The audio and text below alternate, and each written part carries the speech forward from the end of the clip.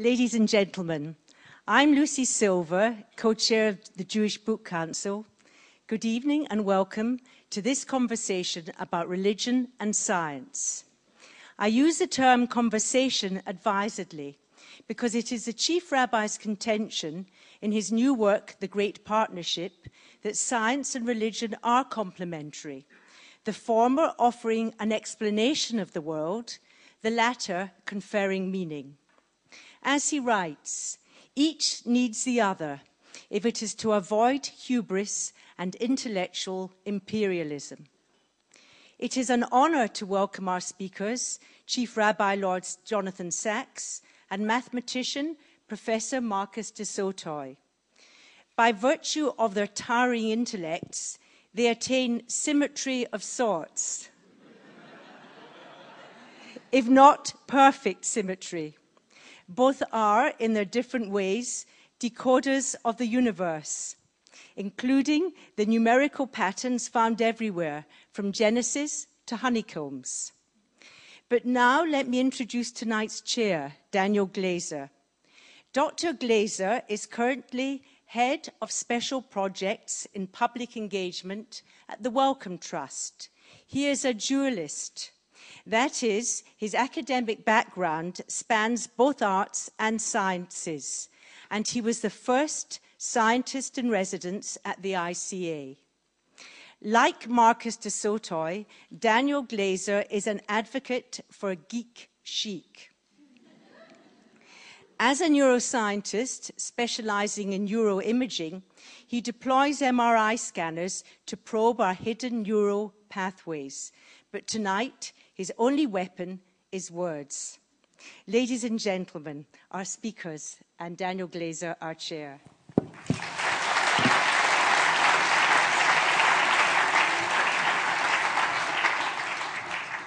Thank you very much, and welcome to you all. Thank you for your patience in coming in. We had a bag incident, which is why we're slightly delayed with starting, and if you buy me a drink in the bar afterwards, I'll tell you whose bag it was. We're going to roll through till shortly after 10 this evening, given the late start. I can guarantee that it won't be beyond 10 past 10.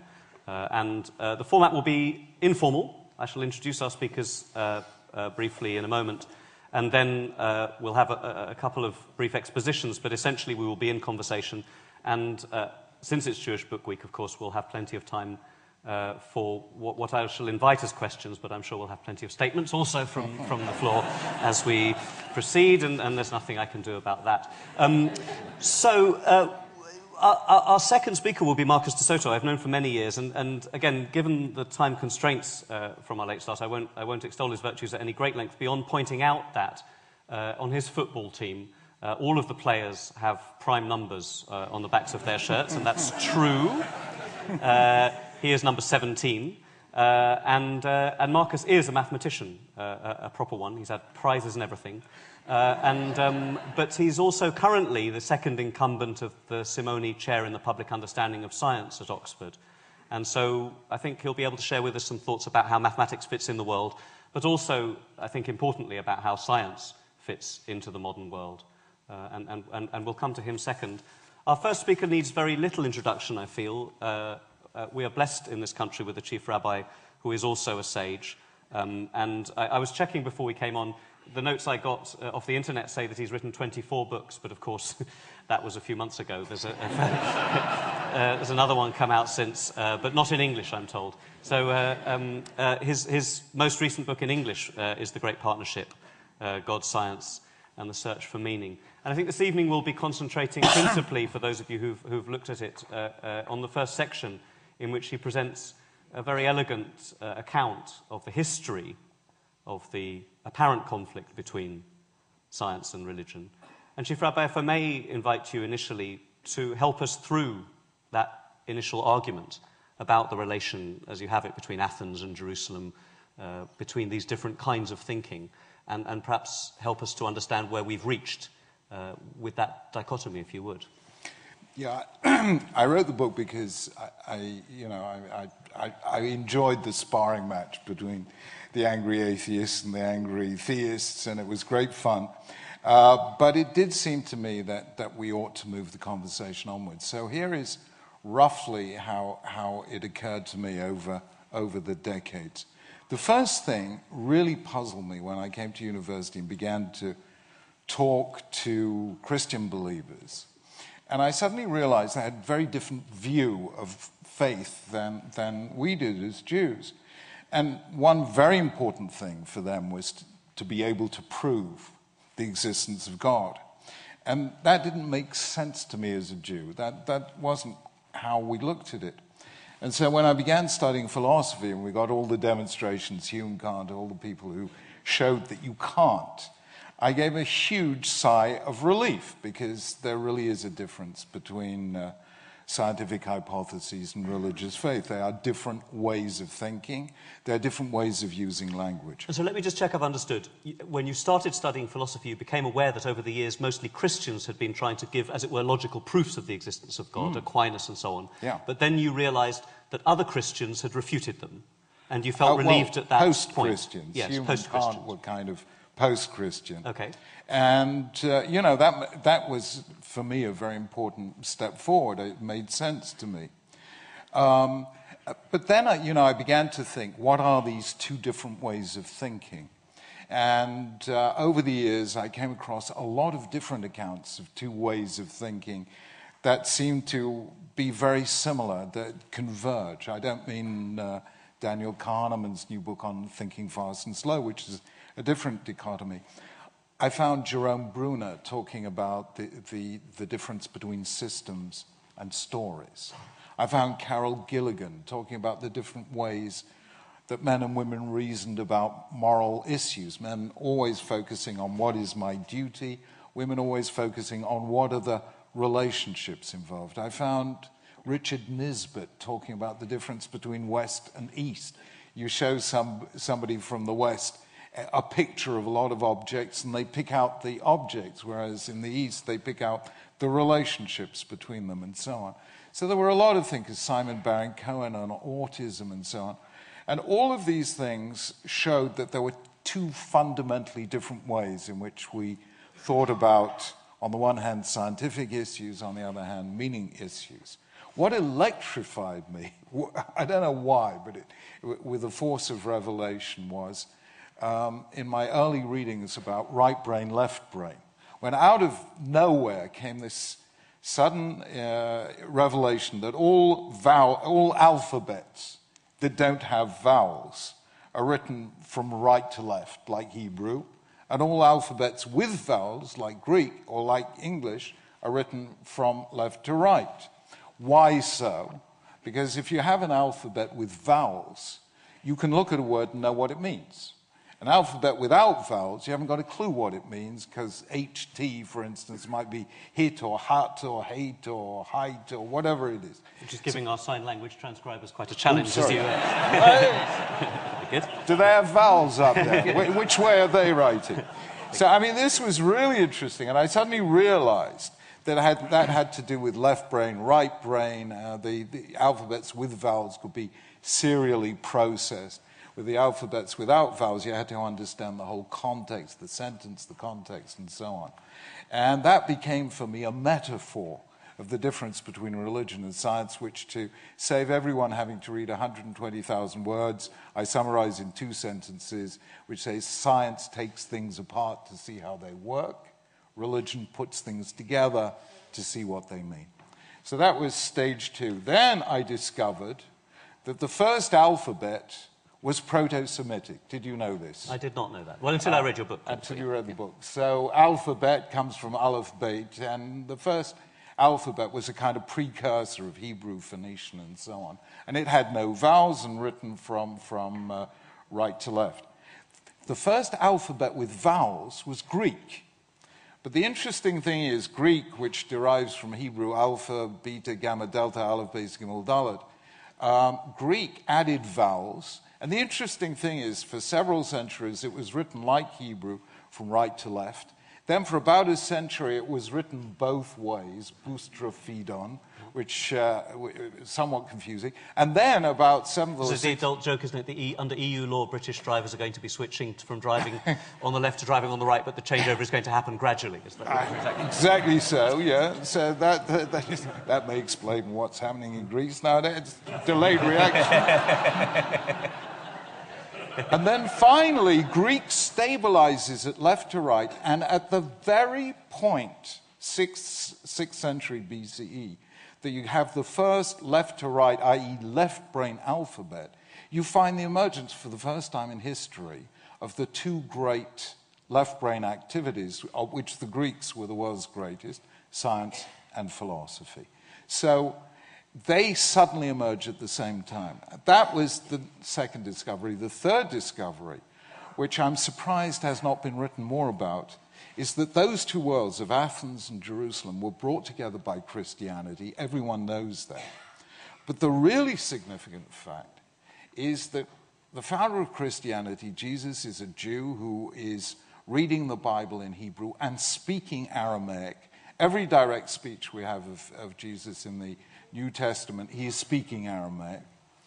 Whereas all the early texts of Christianity, every single one of them, the Gospels, Paul's letters, every one of them is written in Greek, a language which it is highly doubtful whether Jesus understood. So even Tanakh, even the Hebrew Bible, was read by Christians in Greek until the 4th century when Jerome starts looking at the Hebrew. So you have Christianity as a translation from Judaism into a Greek language into which it is impossible to translate the key words. So you have, all of a sudden, in Christianity, a religion which is Greek in its sensibility and therefore believes it occupies the same world as science and philosophy.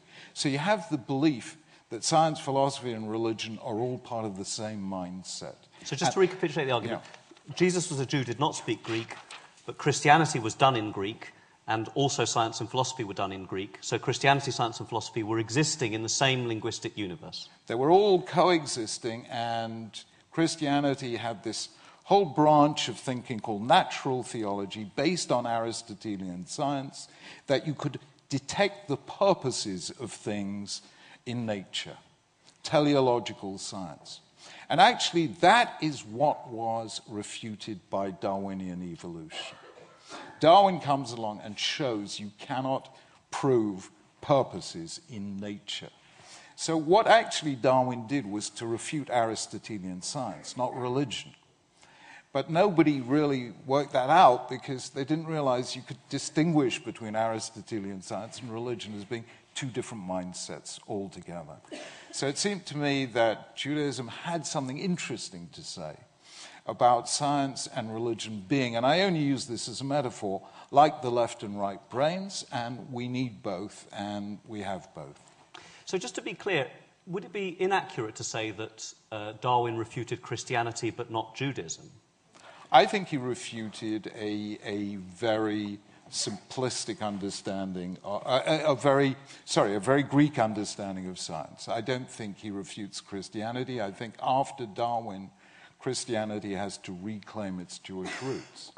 So in a sense, the move of Darwin requires Christianity to reinvent itself and to sort of detach from itself this Greek, you wouldn't want to say perversion, but this Greek element which had been central to it for... I was trained in both schools. I mean, I love Greek philosophy. I love Tanakh. They're different worlds, and I think you need both. So I think, you know, separating them and splitting them and seeing that each shows us a genuine dimension of reality is tremendously important. Once you can separate the two and show that they're answering different questions, they're thinking in different ways, you can stop seeing one as hostile to the other.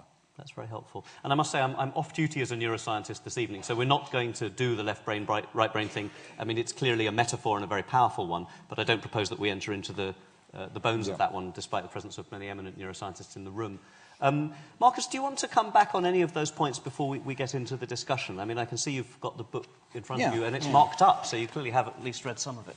Yeah, no, I have. You've read it. I've read it all. No, and I guess I would have some dispute with the statement that you make several times in the book about science is about taking things apart to see how they work, and religion is about putting them together to give them meaning, because I think that's really, science starts with taking things apart, but actually I think that the main body of science, the most interesting thing, is actually putting them back together to understand some consistent story which explains why the things are the way they are. It really is giving meaning. I mean, you have a very interesting section about meaning, which is that meaning always must exist outside the system, which I was trying to refute in some way, because of course, it is almost your attempt at a proof of the existence of something outside, of God, I think. So let's be clear on this. There are 2 points. So your point, Rabbi, in the book is that the Jewish God exists outside the world,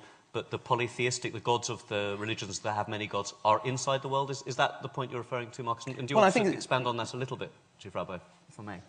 I think it's a very strong point, which is, you make the point that if you see a game of football, you can explain the rules of football, but to understand the meaning of football, you have to put that football inside a society and understand its meaning. I mean, Wittgenstein also you quote as somebody who says you can only understand the meaning outside it. And I think actually that applies to mathematics. I was trying to see whether mathematics could be actually a system where you have meaning inside it,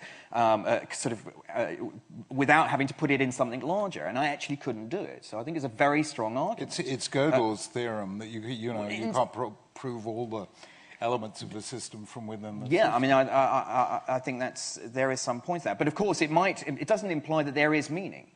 Things may not have meaning. And that, of course, is, I think, either you say, well, it's rather miserable if you don't have meaning, and so I think it's a better standpoint to actually say there is meaning outside it, and that is where religion is coming from.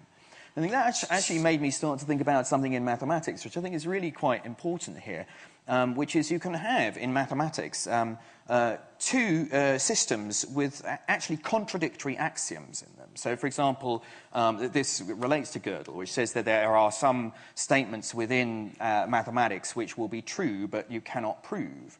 And actually, one of them is about different sorts of infinity. If you take all the whole numbers or all the infinite decimal numbers, one question in mathematics was asked at the beginning of the 20th century is there a set of numbers between those two which is bigger than all the whole numbers but smaller than all the infinite decimal numbers? And it turned out that in mathematics... So this is about... Infinity we think of as being a single thing. It's the biggest thing. I mean, I think that actually really relates to... Because, perhaps I should go back one stage and say, infinity used to be something that in mathematics was something you couldn't understand. You just said, OK, well, there is something infinite. We cannot capture that. Because we are finite beings, how can we master the infinite? And I think this is where I would really differ with religion. That sometimes I feel religion gives up too easily. And actually, you write that that's not good enough in Judaism. It's quite why I'm drawn to your arguments. No, that's not good enough. You must keep on questioning. And we can already prove that there are things that we cannot know, which is interesting. In mathematics, I can prove, using Gödel's theorem, that there are statements I will not be able to prove within the system, which the Greeks would hate. Mm-hmm. The Greeks believed, the ancient Greeks really believed, that anything that was true should have a proof for it. So that's a really sort of exciting moment, I think, in 20th century science, that you can actually prove that there are things you won't know. Quantum physics as well. We know that there are things that we cannot know the position and the momentum of a particle at the same time. We must sacrifice one for the other. Mm-hmm. So there are limits to our knowledge. But coming to infinity, you see, mathematicians wouldn't give up. And eventually, the mathematician at the end of the 19th century actually realized you could capture infinity, and that there were many different sorts of infinity. And it started to raise very interesting questions, which then led in the beginning, about the 1930s, to the sudden realization that you could have two different sorts of mathematics which were totally consistent. One where there was an infinite set between these two, and one where there wasn't. It's something we call the continuum hypothesis. And so I'm quite happy with two systems which have an axiom which says there is something and an axiom where there isn't, provided they don't have contradictions in them. And I think that's what I really loved about this book. It is your statement that, I mean, Maimonides is, I think, somebody who, I have a lot of respect for, because he is, in a sense, somebody who combines both religion and science in a very intelligent way. So, it's accept the truth, whoever says it. And I think that's, again and again, if Darwin, we have so much evidence for Darwin. We have so much evidence for the fact that the universe is clearly older than 5,000, however many we are now. I'm going to slow you down there, Marcus. So I think, first of all, just say the Jewish Book Week celebrates 60 years. I think we've crammed more mathematics in the last 5 minutes than in the preceding 60 years. Yeah. Well done. There are a number of points to pick up on there, and I think the one about how Judaism regards scientists and the bracha that can be said around them is one we should return to. But, Chief Rabbi, if I may, this question about whether all things can be explained or not is, I think, a central one. And perhaps also this, if we may, in the first instance, deal with the question of whether God, in the Jewish conception, is inside the world or not inside the world. Because I do think mathematics has some interesting things to say about whether meaning is completely within a system or whether you need something outside of that system to give it true meaning. And I wonder if you can help us through that a little. One thing I say in the book, my doctoral supervisor at Cambridge, the late Sir Bernard Williams, truly believed there was nothing outside of the system and drew the consequence that life has no transcendental, life has no meaning. Okay. And so, and it was so clear to me. And you take that to be inevitable? You can live that way. You can live a coherent and in many ways admirable life. And this man was a man from whom I learnt an enormous amount. And I really do believe that we have to live this, accept the truth, whoever says it. And I've learnt more from, at least as much from atheists as I have from theists. And Bernard Williams was a classic example. But that is a real life choice. There is a universe in which you have the tragic sense of life, which comes from believing there is nothing outside the system. And you have the hope form of life, which is the Judaic system. It's a very pure system and says there is something beyond the universe.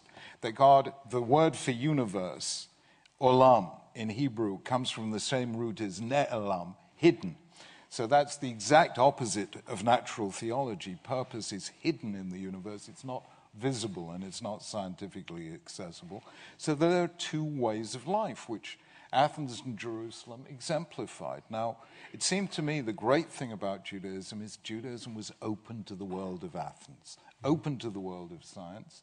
And one of those ways of expressing it is the bracha, the blessing we make over seeing a great scientist. And it's a blessing I've had the privilege of making on many occasions. And I try and work out who were the scientists that the sages were blessing. Okay. And they were either Greek or they were Roman. Now, the Greeks were the guys who, under the Seleucids, Antiochus IV, had practically tried to wipe out Judaism altogether. The Romans were the guys who destroyed the temple. So here were their cultural and, in every sense, military antagonists. And yet they still respected their science enough to make a blessing, thanking God for them. And that seems to me the kind of open-mindedness that I think we have to stand for. One of the things I find interesting is that, why is it that science and religion has, we talked on the phone before we came to this debate and said, let's hope we don't have some sort of confrontational thing, because it's kind of got a tired debate somehow this time. But why has science and religion sort of been clashing so much? I think that's quite interesting. And in some ways, I'd say that you're trying to push the two apart in your book. But for me, I feel that there is a natural connection between the two, because both are concerned with extremely big questions. The question of why is there something rather than nothing? And that's one. I call this the best line in the book, and I didn't write it. It was the late Sidney Morgenbers who said, "Why is there something rather than nothing? And if there were nothing, you'd still complain." That is one of the biggest questions. And I think we have to, scientists are sometimes rather bad at admitting that there are lots of things we don't know. In fact, that's what makes science incredibly exciting, is that there are lots of things that we don't know. I mean, science and mathematics would be boring if we knew everything. No, but Marcus, are you being too reconciliatory here? Because it does seem as if the Chief Rabbi is arguing that the thing that gives Judaism hope is the existence of something outside the system and which cannot be proved from within the system. And while science would admit that there are things which we don't currently know, science would always say that in the end we could, in principle, know them. No, would that be right? That's my feeling, that that there are things that scientists always hope that we will be able to understand. I mean, it is my belief that we will understand why there is something rather than nothing, and I'm after, and I will die trying to find that out. And it may be that we know from mathematics and science that there are things that we will not be able to know. And this may be one of them. But I'm not going to give up trying. I think that is the point at which science and religion do come very close to one another. Mm-hmm. We are willing to... I define faith as the courage to live with uncertainty. Faith is not certainty. Mm-hmm. In Judaism, faith begins with this journey of Abraham and Sarah to an unknown destination, Moses and the Israelites to an unknown land. It's this belief that you somehow in life have to have the courage to travel beyond the visible horizon. And at that point, science and religion converge. I think they really... Well, I have a faith in the fact that there will ultimately be an explanation. And that's what... and I think we're getting closer and closer. This is why it's an incredibly exciting time to be a scientist. I mean, already we're understanding, actually, how nothing can give rise to something. I mean, almost as a zero can become a one, plus a minus one. So things, when you have the void, actually the void is incredibly alive. And out of that can become particles. So we're beginning to understand that. You see, and that's, for me, exciting, and that's giving meaning, understanding, and a grand story, which is not pulling the thing apart, it's actually trying to understand how the whole thing is put together. But Rabbi, as a religious man, or as somebody within a religious system, are there questions which you believe science should not address, or at least cannot address in principle? Are there bits of territory, knowledge of the world, of ourselves, which you think it is either inappropriate or misguided for science to look at? Well, look, there's something that scientists do all the time nowadays, which, I was taught first hour in philosophy, certainly the first year in philosophy, you cannot do, which is derive an ought from an is. You will read, I don't know how many books by evolutionary psychologists and neo-Darwinians saying, we've evolved this survival strategy or that survival strategy, and implying that just by looking at our evolution from hunter-gatherer to Homo sapiens, that we know scientifically what works. The fact is that when all the science is done, we still have moral choices. We are still, as individuals, going to be faced with moral dilemmas and moral temptations. The fact that we now know of these two Daniel Kahneman's, Thinking Fast and Slow, we have this very fast emotional system, the fight or flight thing, and the slow rational one. So every one of us, I think, is now in a much better... I've got to say, all this science is religious music. I mean, just work out how long people thought the world was eternal because something can't come from nothing. And now all of a sudden we have creation at a point in time. It's true, it's a bit longer than we thought it was. We were in the right direction. Most things religious take longer than you think they will. So we had to move from 5,700 to 13.7 billion. But, What's a few orders of magnitude between friends, indeed? I say in the book, you've got to admit that God is a lot more patient than we thought he was. He's waited a long time for us to emerge. Mm-hmm. But all of a sudden, suddenly creation is back in the cosmological scheme. Suddenly free will is back in the psychological scheme. Mm-hmm. Suddenly all sorts of stuff that had been regarded prior to the 19th century in very mechanistic terms, Laplace, here's the system which works mechanically and I don't need God to...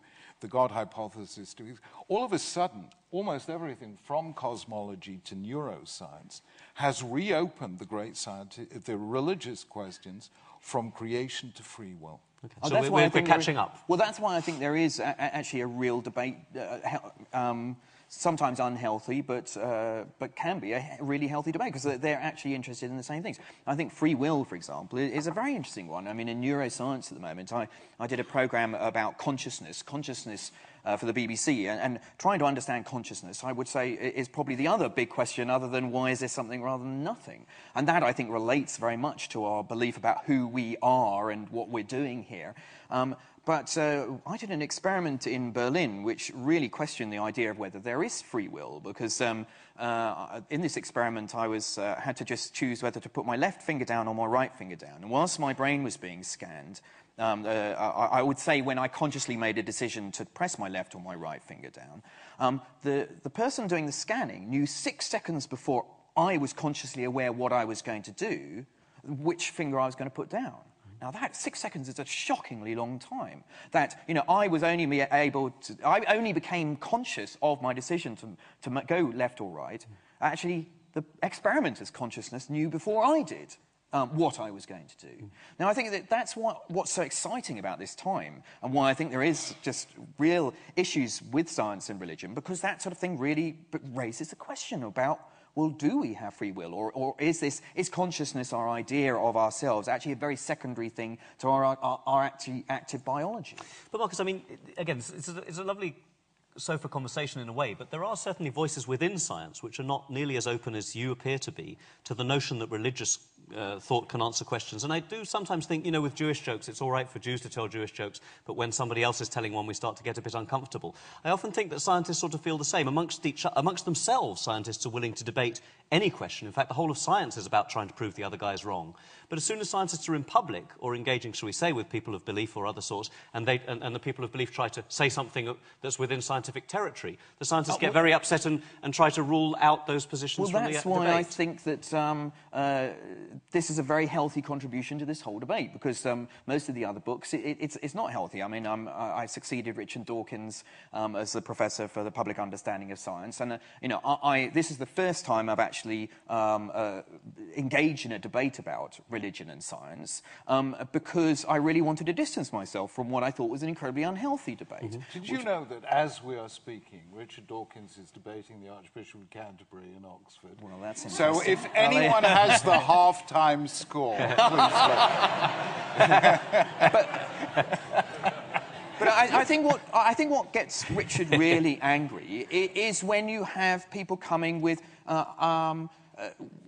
theories which contradict the evidence, contradict what is said, which is true, regardless of who's saying it. And your book is saying, well, okay, yeah, well, there's now a huge amount of evidence for Darwinian evolution, but we can incorporate that into... And it's a little bit like that idea of the two axiomatic systems for mathematics. I mean, I don't mind if yours is different to mine, provided they both produce... there's no inconsistencies between the two. Because once you start to say things which actually contradict my evidence, then I'm going to get up in arms and fight my corner. But actually, at the moment, it feels like, well, you've got a hypothesis which doesn't impact terribly much on my view of the world. So whether you want to have that or not, do you know what, can you help? But I mean, take that very interesting neuroscientific experiment you just mentioned. Very interesting that an observer can actually detect several seconds before you know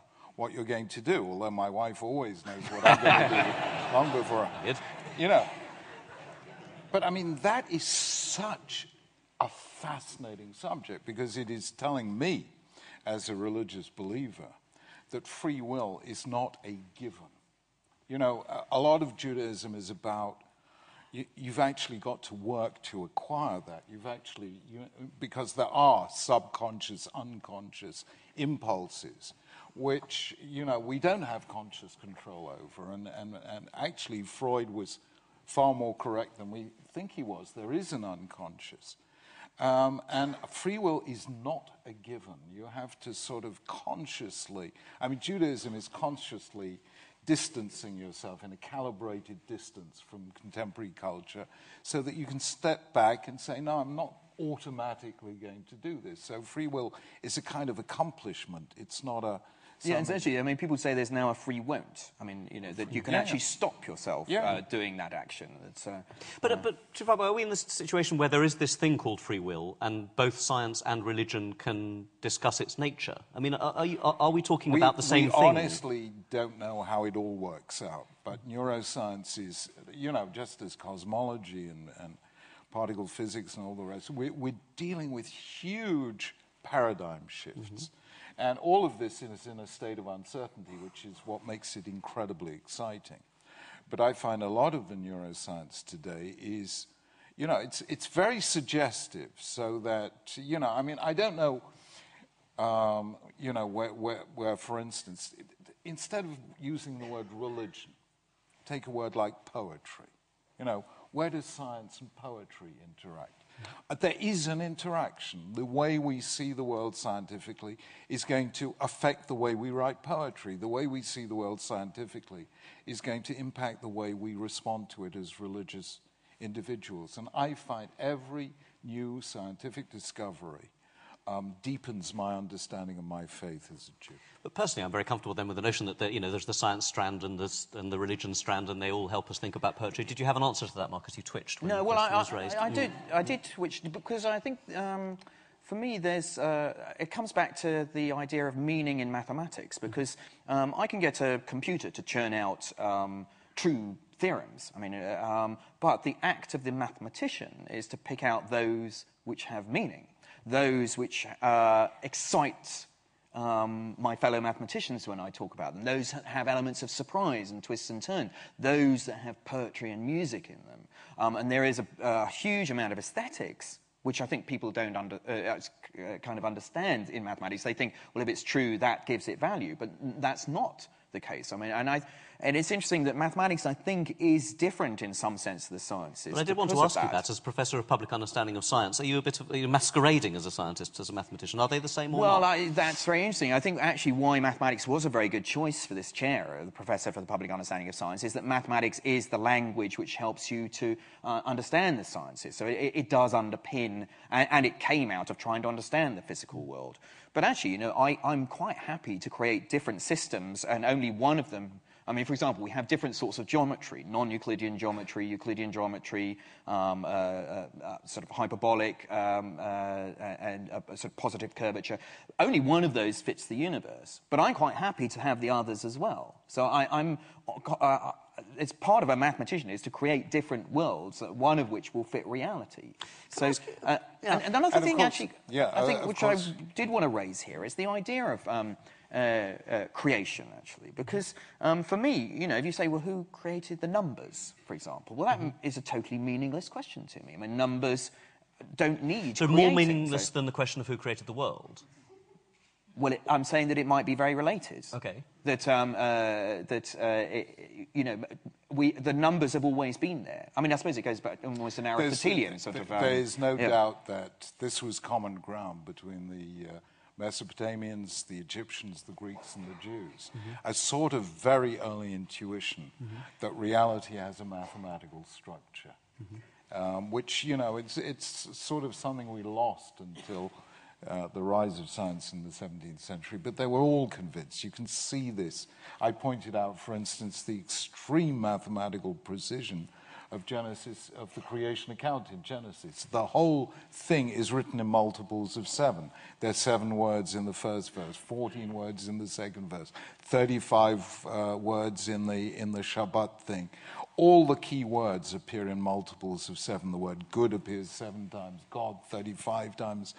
You know. What does this mean to you? I mean, it's a pleasing regularity, but what does it speak of something more than just a number pattern? I mean, well, it tells me God's a mathematician, which is one of the reasons I'm so impressed if by God, him. That is absolutely clear. I mean, no, I mean, I think that's you know.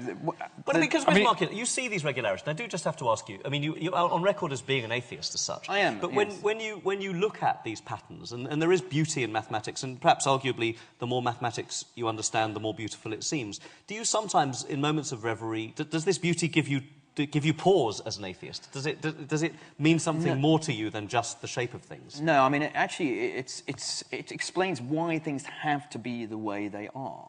And that's, it's not sort of random. I think that's what, when you understand the fundamental laws of physics, and when we ultimately do, it will say that things have to be the way they are, and they have to be mathematical for things to work. So I get a sense of wonder from that and the magic from it. I mean, I think that's something that, there's a feeling like scientists are taking the poetry out of, by unweaving the rainbow. Unweaving the rainbow. Yeah. But of course, actually, by understanding the way things work, one can get even more wonder than I think for them just accepting them for what they are. The thing that fascinates me, and I don't know how this work plays out, but, physics has a mathematical structure, whereas biology has a linguistic structure. I mean, that's the other great conceptual leap, that DNA is written in a language. It's not mathematical, it's actually an extremely long piece of code. Well, I would say that that's mathematics as well. Well, everything is mathematics as far as you're concerned. I'll claim everything. Well, it's a form of language, and that's life has a linguistic character, and inanimate material substance has a mathematical character. And that, you get a sort of glimpse of transcendence here. There are mysteries here which we hope will be resolved, and science will be the thing that resolves them for us. But I hope religion will always be open enough to weave that into a form of meaning that gives us hope. But can I repeat the question I asked Marcus to you, Chief Rabbi? Yeah. When you see these regularities in the world, Marcus claims they don't trouble him as an atheist. Do they reinforce your belief in God? I mean, is it the case that these every new scientific discovery makes the words of Psalm 104 resonate for me. How wondrous are your works, God, you have made them all with wisdom. That kind of, and Maimonides says the word wisdom means, among other things, absolute precision in craftsmanship. Mm-hmm. So it's the actual precision of the universe that is astonishing. I mean, and that, of course, I learned from Lord Rees, president of the Royal Society, master of Trinity College. His book, Just Six Numbers, how incredibly finely tuned the universe is for the emergence of life, which is something he, as an agnostic, finds quite difficult to explain. Marcus? Well, I think that's...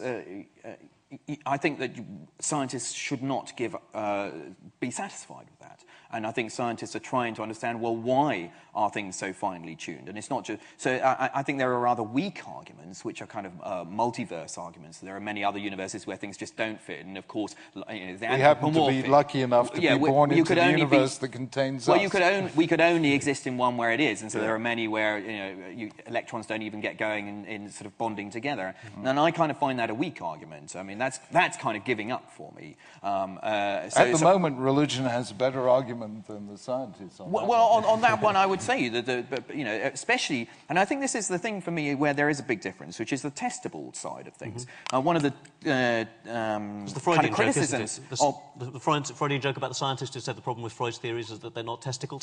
Yeah. Is that right? Okay, well, you slipped that one in. Waiting all evening for that one to come up. But I think that, that's one of the criticisms at the moment of string theory, is that string theory at the moment is quite an untestable theory. It's not giving... It's a beautiful mathematical description which could describe the way things are, but it's not giving rise to any predictions. And so that's why a lot of people say, oh, it's religion, not science. And I think, well, that's a fair point, but I think string theorists are working their damnedest, actually, to produce some predictions because they know that that's what science is about. And I think that that is always key for me, that we have to risk the fact that things might be wrong, and we have to be able to test things. That's how science works. I mean, even mathematics. I have axioms which seem blatantly obvious about numbers. If I add 6 plus 7, it will be the same as 7 plus 6. It doesn't matter what order. That's an axiom. But who knows? Maybe there's some really large numbers where suddenly that when you put them the other way around, it doesn't work. I mean, I don't believe there are, but that is an axiom of mathematics that I'm prepared to take as a starting in my system. But it's open to being proved wrong. Right. And I think but that's... wouldn't you say, Marcus, the world, whether we look at cosmology or biology or neuroscience, is looking a whole lot more wondrous now than it did 100 years ago? Absolutely. I mean, I think that as you say, every step we make sort of really creates a new story for the way the world is. I mean, I think that it's such an evolving story. The idea of time, I mean, the time might, Gödel proved that Einstein's equations have a solution where time is circular, so one doesn't have to talk about a beginning because it's just in a circle. I mean, so yeah, it was like the first sermon I gave. Somebody said that was really quite divine. I said, how? He said, well, it had no beginning, no end, and no visible substance. Now, but I think but I think there are a lot of discoveries that are beginning to challenge. I mean, I think that we have this idea of beginning and end because of our lives, that we look for and also cause and effects. That we also might have to throw out the window, cause and effect. If it turns out that these particles coming out of CERN are going faster than the speed of light, it will mean that causality will have to be thrown out. And maybe we've had to throw away a lot of really things that we thought were intuitively obvious, and that's a dangerous thing to use our intuition. So now, we've reached lots of points of consensus on the sofa, and I'm going to come to the floor to try and break that in a few minutes, but I just wonder if we can speak to the contemporary debate a little bit. Chief Rabbi, you haven't engaged with the question of the new atheists this evening so far, and I know you do discuss in the book their role, and I wonder perhaps some comments on that question, the sort of rather vituperative debate which is taking place in popular culture at the moment. And also the question of whether, as a scholar of comparative religions, whether there is a sort of distinction between the way that Judaism might handle the question of scientific truth and scientific progress as compared to other religions. I wonder if you'd be willing to comment on either of those questions. Yeah, I mean, Judaism is so full of skeptics that, to find a Jew who actually believes, you make a blessing of Alanissim over that. So we're used to atheists. I mean, we did a pretty good job. In a way that perhaps Christians or Muslims aren't. Is that the point? We got 3 out of 4, didn't we? We got Spinoza, Marx, and Freud. The only one we didn't get was Darwin. I don't know why Darwin wasn't Jewish. Long beard, total epicurus. He had every qualification to be Jewish. Why he wasn't, I don't know. It must have been a random genetic mutation. So we're kind of used to this. Right. I mean, Steven Pinker, who, forgive me, I call the thinking man's atheist, who's a professor of neuroscience at Harvard, is married to a wonderful lady called Rebecca Goldstein, who wrote a novel last year called 36 Arguments for the Existence of God, subtitled A Work of Fiction. Now, Rebecca and Stephen are tremendous. I mean, I mentioned in the book, they were around at our home for coffee, and I said, Stephen, can an atheist use a prayer book, a siddur? He said, of course an atheist uses a siddur. So I gave him a siddur. I didn't ask him why. And I speculate in the book that it was like Niels Bohr and the horseshoe. It's a great story. Apparently, somebody was visiting Niels Bohr, the Nobel Prize-winning physicist, and saw that over his front door he had a horseshoe. And the visiting scientist said, Niels, what have you got a horseshoe over your door for? You can't possibly believe that, can you? And Niels said, no, of course I don't. But the thing about it is, it works whether you believe it in or not. So I kind of thought that was Steven Pinker and the siddur. So... And as for Rebecca, she was voted Humanist of the Year in the States in 2011. And I wrote to Rebecca wishing her mazel tov and saying she is now His Majesty's loyal opposition. She emailed me straight away back and said, well, actually, it's Her Majesty. And then said, actually, this opposition is so loyal that I'm not sure whether it could be called opposition at all.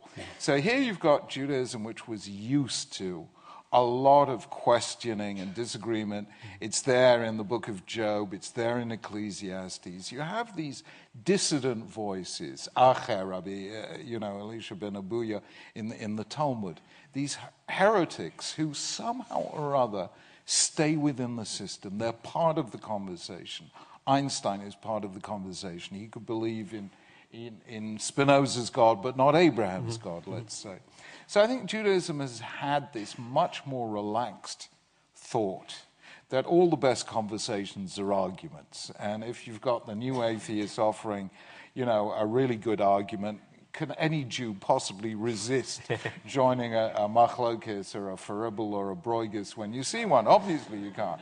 So I don't think we get as uptight about the whole thing as some other religions. I'll take your question as an invitation to the audience, and if we can have the lights up. Are there any Jews or others here who can resist joining in? And if you wouldn't mind waiting for the microphone to come to you, and when it comes, please hold it to your mouth, pointing at yourself. Thank you. Gentleman there, yes, thank you. Yes, good evening. It seems to me one of the characteristics of science is that the more it progresses, the less people understand. More questions are raised as we progress in science in a very healthy way. But religion, on the other hand, is very complacent. It's based on a given set of creeds, a book, and that's where it sits. So the very heart of the very essence of the two are quite different. Marcus, I mean, surely your role in Oxford is to... I mean, the point is well made that as science progresses, it becomes less comprehensible. Presumably your job is to counteract that. No, I don't think that's what he said, actually. I don't think it becomes less comprehensible. I think that we understand that we know we don't understand. The more you understand, the more you realise you don't understand. Yes, I think that's more your point. I mean, yeah, it is also becoming difficult. The ideas of quantum physics, which, if you want to understand how the world works, you really do need to understand. There are very few people in the world who really understand it. I mean, but I think the interesting thing is, that we aren't complacent. Every time we discover something new, generally it opens up many more questions, which is what makes it exciting. But I'm sure the chief rabbi will probably say that the same is true of religion, that they're always... I found this wasn't a complacent book. This is a book about that you must still always keep on asking questions, and that's your duty within Judaism to do that. But I've just asked, maybe you'll say something different. But, how about you being the next chief? No,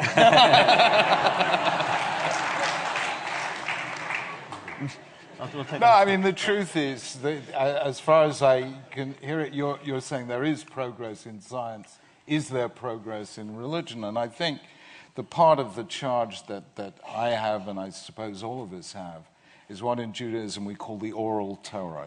How do you relate this timeless text to this very time-bound situation, which is always new in each generation? And I think that's the ongoing challenge of religion. How do we preserve those eternal truths in the midst of time?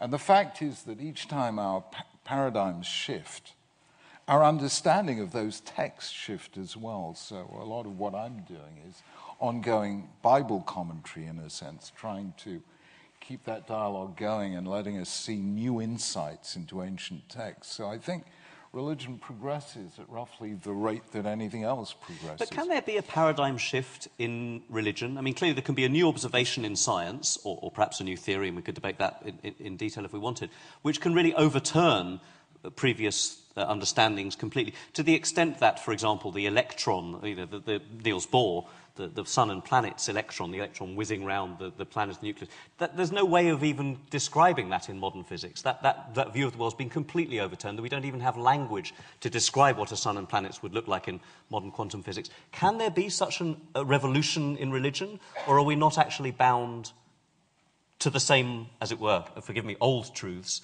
from the Torah? Look, it's quite dangerous to do, I'll be blunt with you. I tried a paradigm shift in a phrase, the phrase, the dignity of difference. I mean, that was actually a paradigm shift in understanding what it is to talk about chosenness in Judaism. Because I suddenly realized, it doesn't play in the world that we inhabit. to really say, we're chosen, but you're not.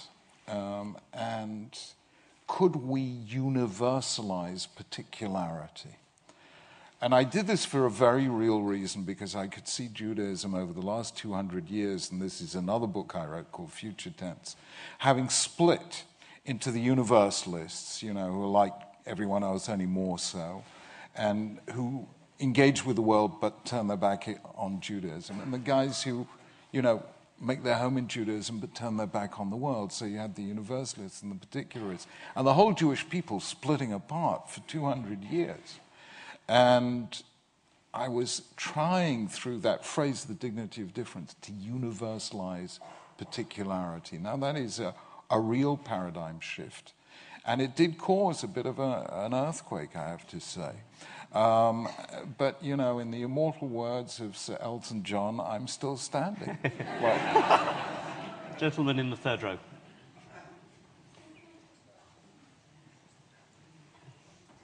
If you have questions, do raise your hands now. I'll try and take account of you as we go along. Yeah. Sir. It's a real pleasure to be here tonight with two great minds. The Chief Rabbi, I was born a Christian, raised a Christian. I've got to say, I think you're one of the most cogent thinkers I've ever come across, ever heard in the media, anywhere. The way you bring across ideas is an absolute joy, and I mean it's a joy to hear. There's been a lot of... You can tell he's not Jewish, right?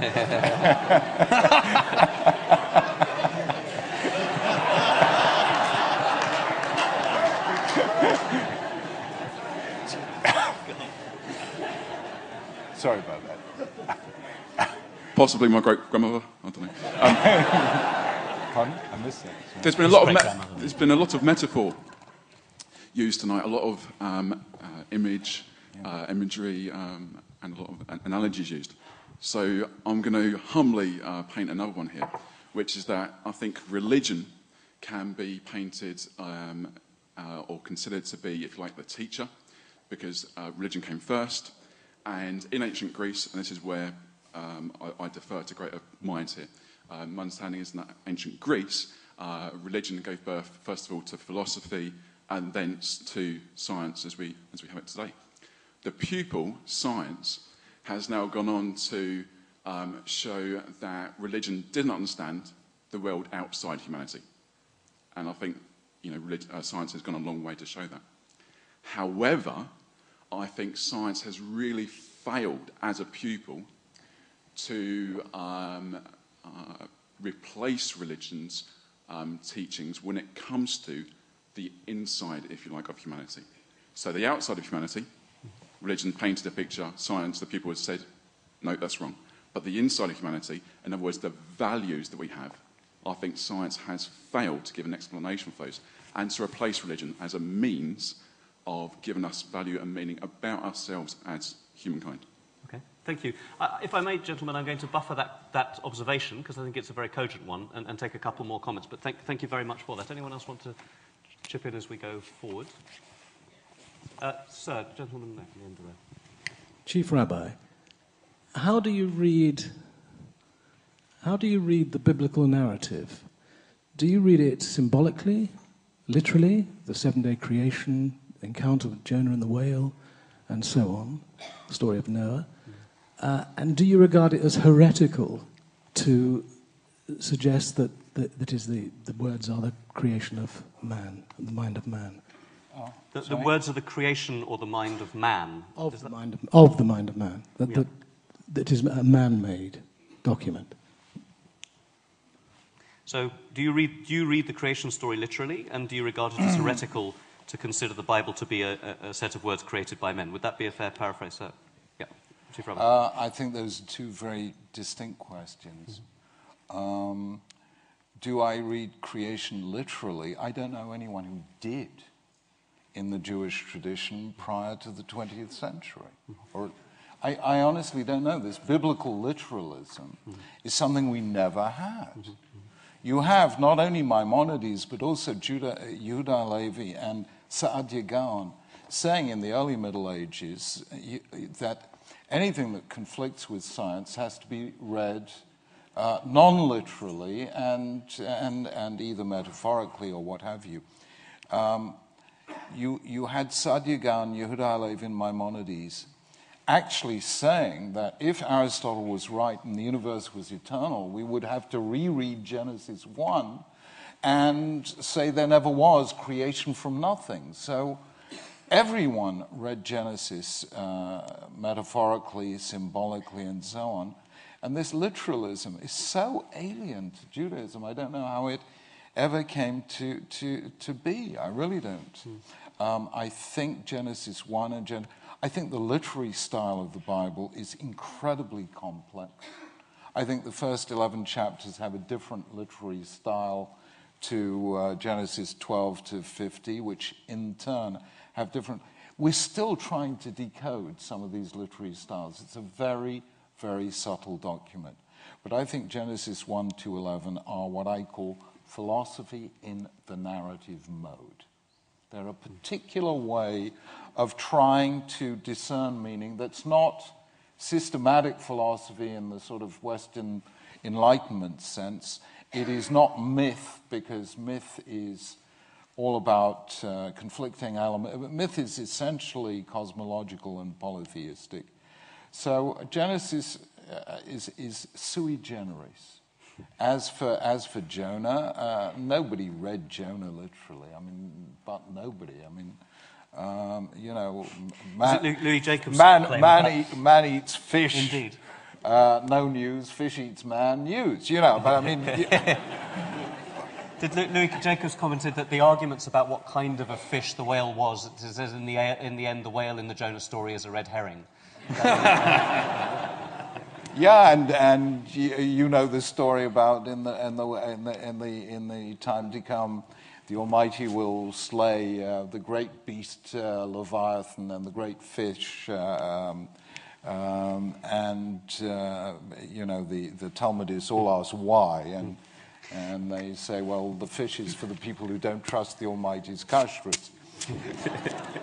So, I mean, truth is, nobody has ever read these stories within the Jewish tradition, literally, and there is even a statement in the Talmud that poshet mikra kitzurato areze macharef umegadef. Somebody who interprets Bible literally is a blasphemer, because that denies the oral tradition. So we always had that multiplicity of commentaries surrounding the biblical text. And I think that is tremendously important for us to recognize that our interpretation of Torah is an ongoing thing. And the 19th century yielded new commentaries. The 20th century did. Soloveitchik, for instance, brilliant new insights into the biblical narrative. And I think it's ongoing.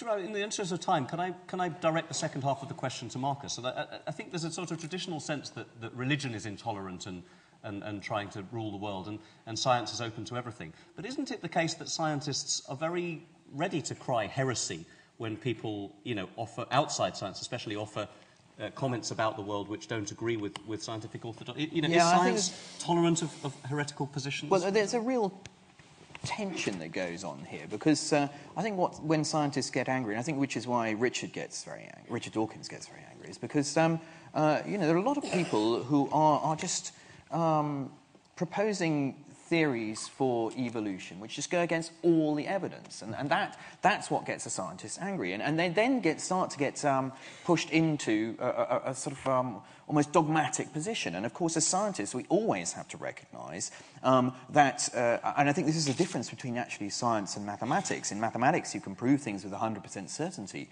but in science, I mean, it's always that you have to be open to the possibility of new evidence appearing, which means you have to rewrite your story. And I think there's a kind of good cop, bad cop, I think, in a scientist, that you have to be open to, you know, you have to trust back what you believe, but on the other hand, you have to be very critical of it at the same time and be open to a new discovery, which is why, you know, something like if these particles are going faster than the speed of light in CERN, we will have to rewrite that story. That's the most exciting moment in science when you get that happening.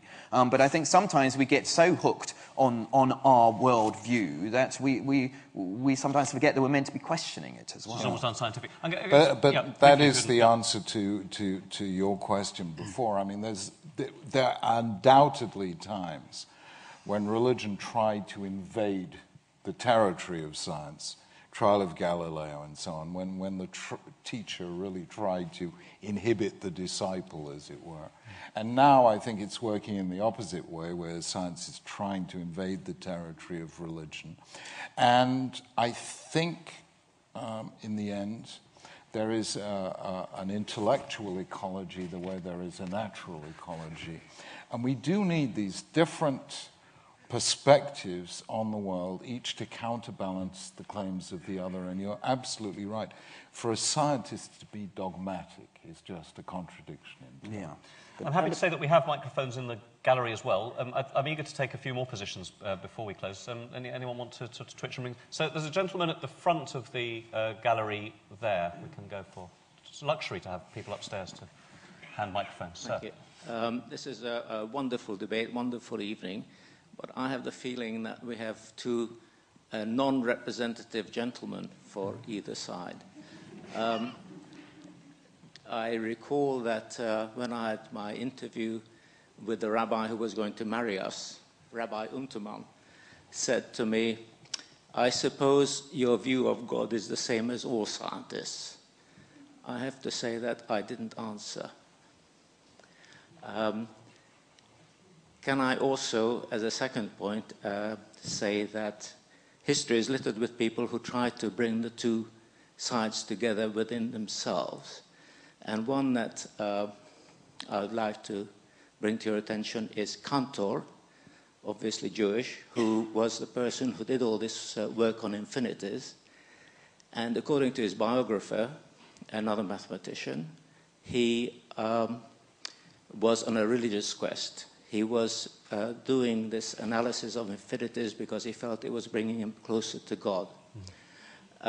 Also, he used the symbol of Aleph for infinity, and I believe that in all current papers on infinities, the symbol is still used. Indeed. Thank you. Yes, thank you very much. Any more comments before we return? Sir, yes. I don't know where your point. Gentlemen, yes, indeed. There are also women in the audience, but do feel free to comment. I just wanted to address the emphasis on politicization of the Bible, for example, the Zionism and aspects of the politicization of religion. And my view is that, I mean, even the current debate, atheists versus believers, is actually a political division based around, pragmatism about funding and policies and things like that. And I just wanted to ask, there are a whole lot of sciences which are to do with social sciences, political science, economic science, and in mathematics there's a whole thing of in the business world, strategic game theory and all that. And I'm wondering if really looking at things from a bigger picture, looking at science in a more sort of economic, strategic way, games theory, theories of conflicts, and how that can also infuse religion as well, because a lot of religions are even the Jewish religion is split up into many different parts. So is there politics at play here? Yeah, that's probably what I was asking. You point to the 20th century, Chief Rabbi, as being the first time it's happened. Is the account of why that's the case a political story, or is it a religious story? No, look, sorry, that was another book I wrote called The Politics of Hope. We're ticking them off, folks. 19 more to deal with this evening. Which has, I think, in the paperback edition, has rather a nice chapter on games theory. I mean, games theory is absolutely enthralling. I think it's the interaction with all these sciences that, new insights are created when different disciplines come into contact with one another. I think Judaism, the Hebrew Bible, has a lot to say about political theory, but I would advise rabbis to stick with the theory rather than the practice, because I think religion and actual party politics do not mix at all.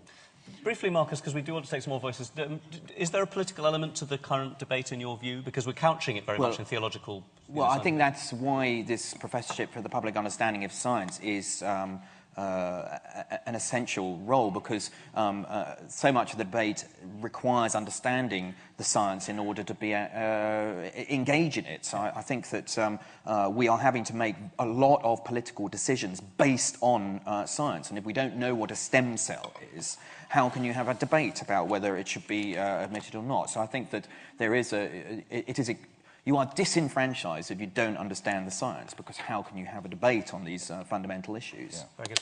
We've got two microphones in place, so yes, you'll go first. Yeah. So one thing that's very special about science is that it has a clear method, so that we know what's true by a particular process where we have hypothesis experiments, find out what's right, and okay, that might change. And that seems very different from religion, and it's not clear to me, one thing that's missing from this debate is it's not clear to me how you know what's true in religion. It lacks well, I would question whether you can really know whether something's true in science. So, what you can have is a hypothesis which is tested and then confirmed, and then you have so many things that you admitted as part of the theory. But there's a method by which you move towards the truth. Move towards the truth. And so in religion, how does it work that what is the method by which you know what's true in the Torah? That's a very, very good question. It really is. But I think, religion is tested through time. I mean, I think one of the things that fascinated Blaise Pascal and, Tolstoy and Nikolai Berdyaev is how on earth did you survive? I mean, it goes against every law of history you can think of. And they were very struck by this as a kind of sign that religion is true somehow. I wouldn't go that far, because I don't think you can prove it that way, but it is clear that there's a certain false turnings in human history. I think we've seen, the fall of Soviet-style communism in the 20th century, the fall of fascism.